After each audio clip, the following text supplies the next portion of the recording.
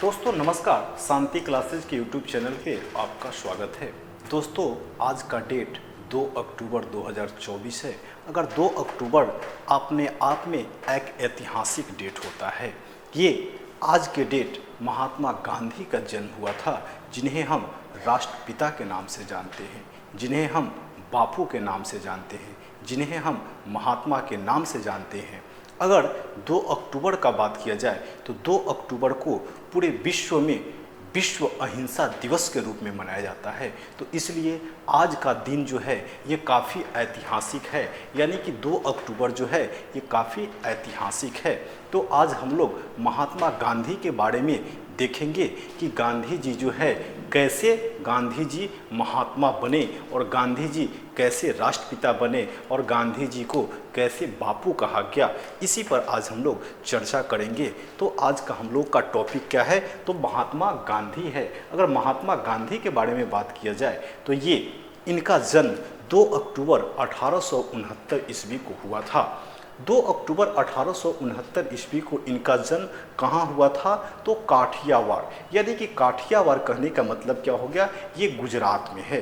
अब काठियावाड़ के भी अंदर एक पोरबंदर जगह है जहाँ पे इनका जन्म हुआ था। सबसे पहले हम लोग क्या देखें कि गांधी जी का जन्म 2 अक्टूबर 1869 ईस्वी को गुजरात, यानी कि गुजरात के अंतर्गत काठियावाड़ के पोरबंदर में हुआ था। अब इनके पिता का नाम अगर कहिएगा तो इनके पिता का नाम करमचंद गांधी था। इनके माता का नाम, तो इनके माता का नाम जो है वो पुतली बाई था। इनके पत्नी का नाम, तो इनके पत्नी का नाम कस्तूरबा गांधी था। अगर इनके पिता का बात किया जाए तो वो पोरबंदर के दीवान थे, यानी कि उस समय जो है अंग्रेज भारत पे शासन कर रहा था, तो वो एक पोरबंदर जगह था जिसका क्या थे, वो दीवान थे, यानी कि प्रधानमंत्री थे। उसके बाद अगर इनके शिक्षा दीक्षा की बात की जाए तो ये शिक्षा दीक्षा ग्रहण करने के बाद ये 1800, सबसे पहले तो हम लोग देखें कि गांधी जी का जन्म कब हुआ था, तो वो 2 अक्टूबर 1869 ईस्वी को हुआ था। कहाँ पे हुआ था, तो पोरबंदर में हुआ था। इनके पिता का नाम क्या था, तो करमचंद गांधी था। माता का नाम क्या था, तो पुतली बाई था। पत्नी का नाम क्या था, तो कस्तूरबा गांधी था। इनके बचपन का नाम क्या था, तो मोहनदास करमचंद गांधी था। इसके बाद ये जो है इनका शिक्षा दीक्षा होने के बाद ये 1888 ईस्वी में इंग्लैंड जाते हैं बैरिस्ट्री की पढ़ाई करने के लिए, यानी कि वकालत की पढ़ाई करने के लिए, लॉ की पढ़ाई करने के लिए।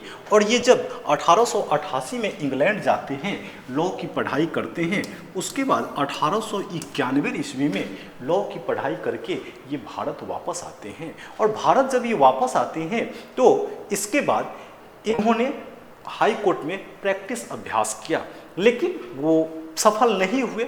उसके बाद जो है 1891 ईस्वी में ही इन्होंने दक्षिण अफ्रीका, एक गुजरात के व्यापारी थे जिनका नाम था सेठ अब्दुल्ला, उन्हीं का केस लड़ने के लिए ये कहाँ जाते हैं, तो ये साउथ अफ्रीका जाते हैं और साउथ अफ्रीका में वो केस लड़ते हैं। उसके बाद में साउथ अफ्रीका में ये देखते हैं कि भारतीयों के साथ बहुत ही दुर्व्यवहार हो रहा था। वहाँ जो है गोरा और काला के साथ में भेदभाव हो रहा था। तो इसको देखते हुए उन्होंने वहाँ पे बहुत सारे सत्याग्रह किए। और उसके बाद जब ये भारत आते हैं, कब, तो भारत आते हैं 1915 ईस्वी में। इसके बाद इन्होंने भारत में भी बहुत सारे सत्याग्रह किए। लेकिन अगर भारत में पहला सत्याग्रह का बात किया जाएगा तो ये 1917 ईस्वी में इनका एक चंपारण सत्याग्रह है।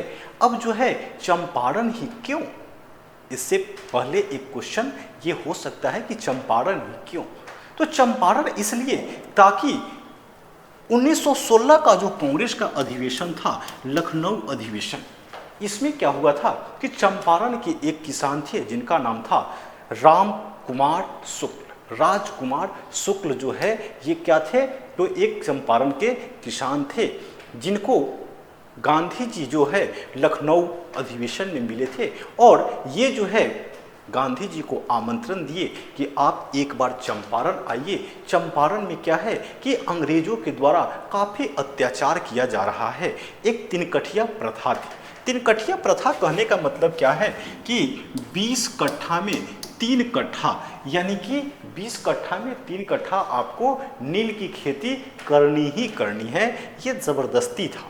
तो ये सब व्यवस्था को देखते हुए ये सब जब माने राजकुमार शुक्ल को लगा कि गांधी जी इसमें कुछ कर सकते हैं, तो उन्होंने 1916 के कांग्रेस का जो लखनऊ अधिवेशन था उसमें गांधी जी को इन्होंने आमंत्रण दिया और गांधी जी ने उनको आश्वस्त किया कि हम जरूर आएंगे चंपारण। और वो चंपारण आते कब हैं, तो वो 1917 ईस्वी में चंपारण आते हैं। और इसके बाद जो है गांधी जी भारत में पहला सत्याग्रह कब करते हैं, तो ये 1917 ईस्वी का इनका चंपारण सत्याग्रह है। यहीं से फिर बहुत सारे सत्याग्रह करते हैं। इसके बाद 1918 ईस्वी में फिर ये खेरा आंदोलन करते हैं। उसके बाद फिर 1920 ईस्वी में गांधी जी जो करते हैं वो पूरा विश्व जानता है, जिसको हम लोग असहयोग आंदोलन के नाम से जानते हैं। और ये 1920 ईस्वी में क्या स्टार्ट करते हैं, तो एक असहयोग आंदोलन स्टार्ट करते हैं। लेकिन 1922 ईस्वी में इनको असहयोग आंदोलन ये वापस ले लेते हैं। उसके पीछे का कारण क्या था कि यूपी में गोरखपुर के पास एक चौड़ी चौड़ा जगह है, जिस पे क्या किया गया था, एक पुलिस स्टेशन को जला दिया गया था, जिससे ये मने नाखुश होकर के असहयोग आंदोलन को वापस ले लिए। ये हमेशा आपको सत्य और अहिंसा की राह पर चले हैं। आज यही कारण है कि इनके जन्म दिवस को पूरे विश्व में विश्व अहिंसा दिवस के रूप में मनाया जाता है। इन्होंने हिंसा में विश्वास नहीं किया, इन्होंने सदा हिंसा से दूर रहा, अहिंसा में विश्वास किया, सदा सत्य के रास्ते पे चले। तो आज वही गांधी पूरे विश्व में जो है अहिंसा दिवस के रूप में इनके जन्म दिवस को मनाया जाता है। तो ये आपको 1922 हो गया। इसके बाद आइएगा तो 1924 ईस्वी में जो है इन्होंने एक बार भारतीय राष्ट्रीय कांग्रेस का अध्यक्षता किया था। वो कौन सा अधिवेशन था, तो वो कांग्रेस का बेलगांव अधिवेशन था। बेलगांव अधिवेशन की अध्यक्षता जो है कांग्रेस का कौन किए थे, तो वो गांधी जी किए थे। पूरे अपने जीवन में जो है एक बार ये कांग्रेस का अध्यक्ष बने थे, और वो कौन, तो ये आपको 1924 ईस्वी का। अगर गांधी से कहिएगा तो ये 1919 से लेकर के 1948 तक के समय को गांधी युग के नाम से जाना गया है। यानी कि इससे हम समझ सकते हैं कि ये मेरे लिए कितने महत्वपूर्ण थे, जो कि 1919 से 1948 के समय को हम गांधी युग से याद करते हैं। तो इसी से हम समझ सकते हैं कि महात्मा गांधी मेरे लिए कितने महत्वपूर्ण थे। इसके बाद अगर बात आएगा तो इसके बाद ये 1930 ईस्वी में भी एक सत्याग्रह करते हैं, जिसको हम लोग असहयोग आंदोलन तो 1920 में हो गया था, यानी कि समाप्त हो गया था। फिर से समझिए कि वही दोबारा स्टार्ट करते हैं, जिसको हम लोग सविनय अवज्ञा आंदोलन के नाम से जानते हैं।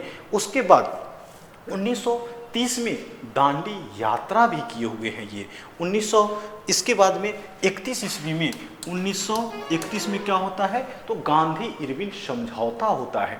फिर इसके बाद 1932 ईस्वी में क्या होता है, तो 1932 ईस्वी में गांधी जी और अंबेडकर साहब के बीच में एक पूना समझौता होता है, जिसके तहत जो है कि गांधी अंबेडकर समझौता पूना में हुआ था, इसलिए हम लोग पूना पैक्ट के नाम से इसे जानते हैं। इसके बाद जो है 1942, ये पूरे इतिहास में जो है सबसे महत्वपूर्ण माना गया है।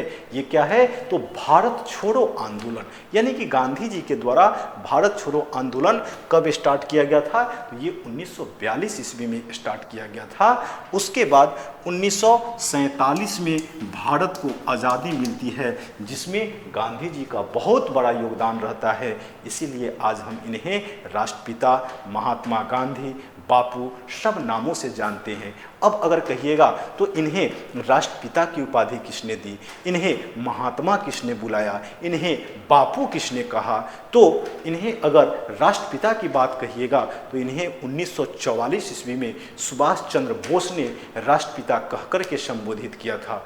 अगर महात्मा का बात कहिएगा तो इन्हें रविंद्रनाथ टैगोर ने महात्मा की उपाधि दी थी। बापू कहिएगा तो ये साबरमती आश्रम जो है इनका, साबरमती आश्रम के लोगों ने इन्होंने इन्हें बापू कह करके बुलाया था। और दुर्भाग्यवश 30 जनवरी 1948 को 30 जनवरी 1948 को नाथूराम गोडसे के द्वारा इनकी हत्या कर दी जाती है। और इसके बाद में महात्मा जो है भारतीय इतिहास में अमर हो जाते हैं। लेकिन ये दिन मेरे लिए काफ़ी दुखदाई होता है, जो कि क्या है, जो देश के आज़ादी में इतना बड़ा योगदान जिस व्यक्ति का होता है उसे 30 जनवरी 1948 को गोडसे के द्वारा उसकी हत्या कर दी जाती है। तो आज के वीडियो में हम लोग देखें गांधी जी, यानी कि आज का दिन जो है गांधी जी को नमन करने का दिन है, यानी कि महात्मा गांधी को नमन करने का दिन है। तो आज हम लोग देखें महात्मा गांधी के द्वारा कुछ किए गए कार्य को देखे हैं। तो आज के वीडियो में इतना ही। अगर ये वीडियो आपको अच्छा लगा हो तो इसे लाइक, सब्सक्राइब और शेयर जरूर कीजिएगा। इसी के साथ महात्मा गांधी को हम लोग सत सत नमन करते हैं, ताकि ये हमारे देश के लिए काफ़ी महत्वपूर्ण थे। शायद ये नहीं होते तो भारत आज़ाद भी नहीं होता, ये तो खैर शायद की बात है, लेकिन फिर भी महात्मा गांधी एक अमर व्यक्ति हो गए हैं, ताकि इनका जो है भारत के आज़ादी में बहुत बड़ा योगदान है। जितना बोला जाए वो इनके लिए कम होगा। तो आज के वीडियो में हम लोग इतना ही। महात्मा गांधी को सत सत नमन।